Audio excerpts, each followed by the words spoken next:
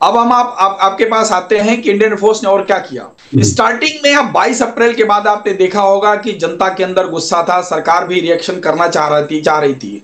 But why government and Indian air force took from 22 April to 7 May approximate जो 14-15 दिन का time क्यों लिया? सी, लाइफ में तो प्लानिंग की जरूरत होती है योगी राम जी।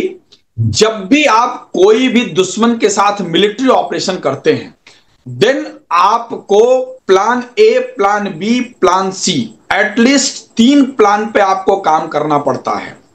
हो सकता है इसके अलावा भी कोई प्लान करना पड़े, लेकिन अगर plan A, plan B, plan C के बगैर आप अटैक करेंगे तो देयर आर चांसेस कि यू में फेल। आप आज घटना हुई, कल सेंटिमेंट में अटैक कर दिए, आपको उसके प्रोस और कॉन्स आपने कैलकुलेट नहीं किए, देन आपने अपनी नेवी को रेडी नहीं किया, देन आपने अपनी आर्मी को मोबिलाइज नहीं किया, उनकी आर्मी घुसाई, then Indian air force is always ready, but Indian air force has to coordinate with many other forces. You got it my point?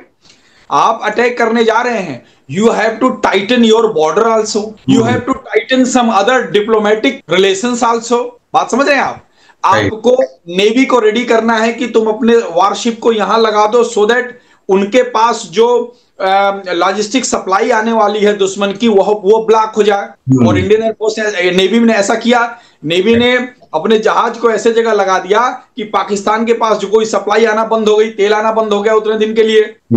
In transport navy's के द्वारा, मर्चेंट नेवी से उनके पास तेल आ रहे थे, उसकी सप्लाई बंद कराया है इंडियन नेवी ने।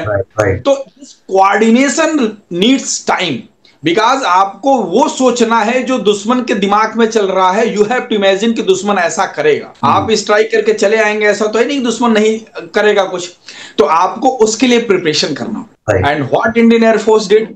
इंडियन एयरफोर्स ने, आपने पिक्चर देखा होगा, जिन आतंकवादी टेरर कैंप्स के ऊपर अटैक किया, उसके बगल का कोई एक भी घर डैमेज नहीं हुआ, जबकि वो टेररिस्ट कैंप उन्होंने अपने बस्तियों के अंदर बना रखे थे। आपने देखा होगा मरकजे सुभान अल्लाह एक टेररिस्ट कैंप है, उसके ऊपर के गुंबद से मारा और गुंबद से सीधे मिसाइल नीचे जाकर के उसकी ग्राउंड फ्लोर पर मिसाइल फटी है। आप जस्ट इमेजिन करिए कि आप 100 किलोमीटर या 50 किलोमीटर दूर से एक स्कल्प मिसाइल मार रहे हैं और उसको टारगेट आप किसी बिल्डिंग को नहीं, बिल्डिंग के ऊपर जो गुंबद है, गुंबद कितना होगा, 2 मीटर 3 मीटर, उस गुंबद को तोड़ते हुए बिल्डिंग के नीचे आप मार रहे हैं, जिससे बगल वाली बिल्डिंग का आदमी ना मरे। प्रिसीजन, इतना प्रिसीजन स्ट्राइक करने वाली एयरफोर्स पर मुझे इतना गर्व है।